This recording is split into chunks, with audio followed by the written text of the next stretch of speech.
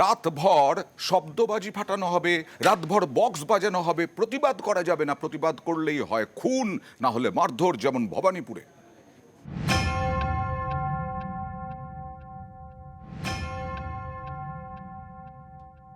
বাথরুমের মধ্যে ভাঙাচেরা, ওখানে রাত্রি 1:30টার সময় বাজি ফাটাচ্ছে। রাত্রি 1:30টার সময় ঘুমিয়েছি, ঘর একদম বারুদে ভর্তি হয়ে গেছে। এরকম রাত্রি 12টা 1টা 1:30 অব্দি এটা কি হচ্ছে বলতে গেছি। ওরা আমাকে ধরে এমন মেরেছে, আমি সব জায়গা দেখাতে পারবো না। ইনাকে বলেছি বুকে কি ঘুষি লাথি। ভবানীপুরের আশুতোষ মুখোপাধ্যায় রোড, এখানেই ভাড়া থাকেন বছর 70-এর অনুপমা চৌধুরী। তাকেই মারধর করা হয়েছে বলে অভিযোগ। মঙ্গলবার রাত তখন প্রায় 1:30টা।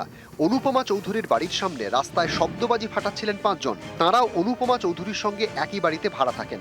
বাড়ি থেকে বেরিয়ে তাদের শব্দবাজি ফাটাতে বারণ করেন বৃদ্ধা। তখনই তার উপর চড়া হয়ে মারধর করা হয় বলে অভিযোগ। লাথি ঘুষি কিছুই বাদ যায়নি বলে অভিযোগ বৃদ্ধার।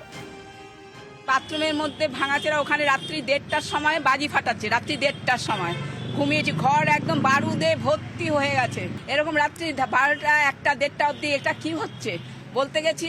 ওরা আমাকে ধরে এমন মেরেছে, আমি সব জায়গা দেখাতে পারবো না। ইনাকে বলেছি বুকে কি ঘুষি লাথি, কি অবস্থা। এই বেচারি বাঁচাতে গেছে, ওরে কি মার ইনাকে।